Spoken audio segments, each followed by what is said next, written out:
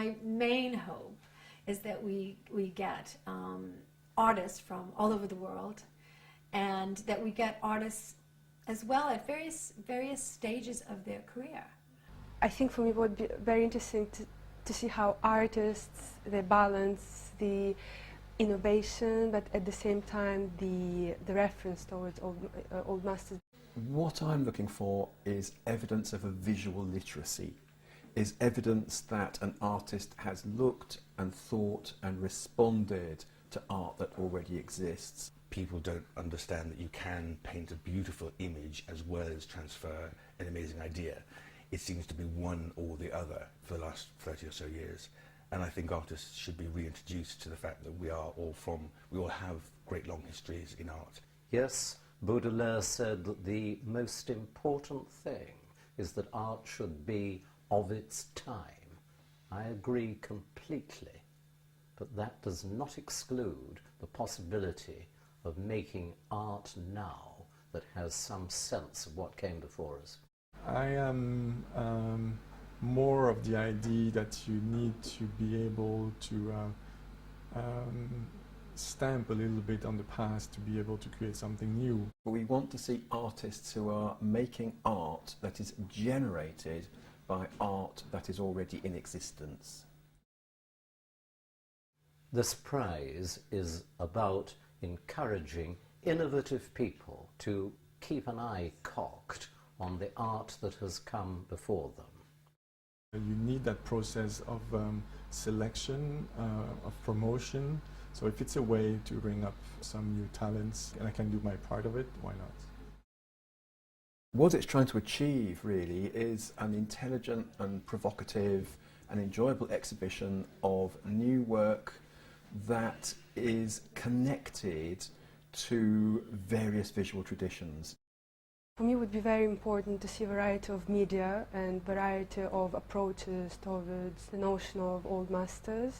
What I'm looking to avoid is pastiche, because so many artists, and I've seen so many doing this, so many artists will look at the past, will look at the great figures of the past, and the work never lifts above just imitation or pastiche.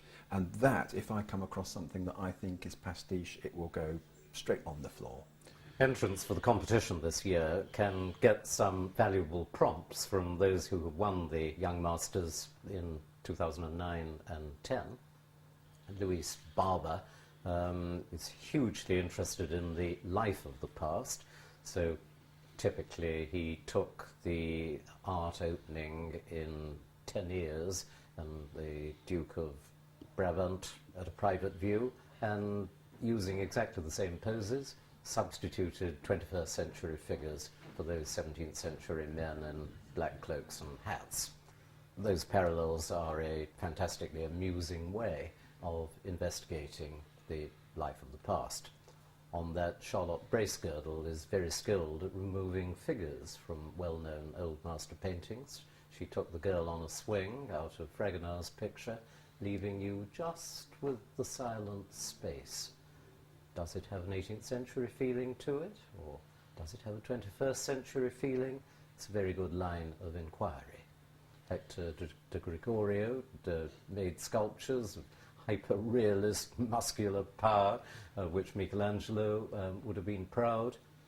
The prize has just gone, fascinatingly, to the Ghost of a Dream duo from North America, who make art out of used lottery tickets.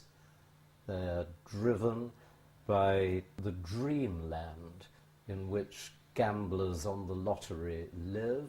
So they've made cars out of lottery tickets, hotel rooms, palm trees, that fantastic universe which isn't ours but which might be by the click or the fall of a ball in a machine on BBC One.